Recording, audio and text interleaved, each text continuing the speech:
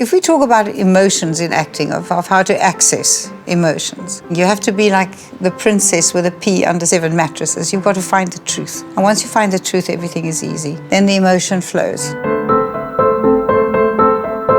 I think I can quite safely say that I hated high school. I didn't like the way that you were never allowed to be a free thinker. You had to answer everything the way you were taught. It was as if a sort of golden net had come down, and it was just something amazingly magical that happened in the exchange of energy between the audience and the actors. And I know it sounds all very floaty and esoteric, but it really was tangible. I could never imagine another place where you could live in such magic, even if it is for an hour or two.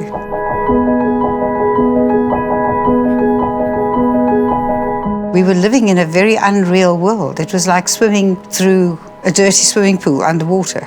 You couldn't rationalize any of this. But when I joined the market, I think I sort of fully began to see what was going on. It was surrounded by this revolution that was going on in the streets, really, of people saying enough.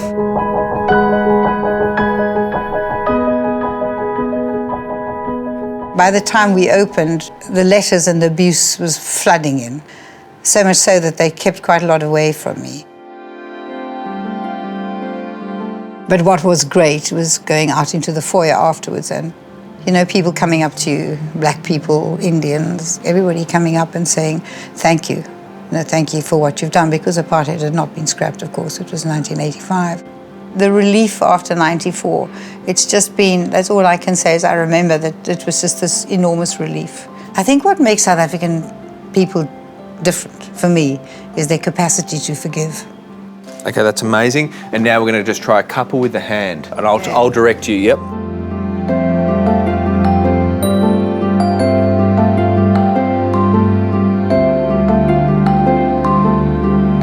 Sandra Prinsloo, everything she did, she challenged boundaries, she pushed through. And the portrait was all about that moment, that kiss with John Carney. And that shadow represented the fear, the unknown, the faceless man. It's wonderful that we have moved on from there, that those faceless people have now the biggest, most beautiful, warm faces imaginable.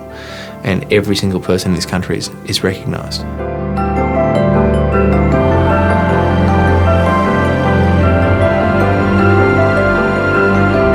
I think South Africa is one of the most exciting places that you could be, with the most wonderful people.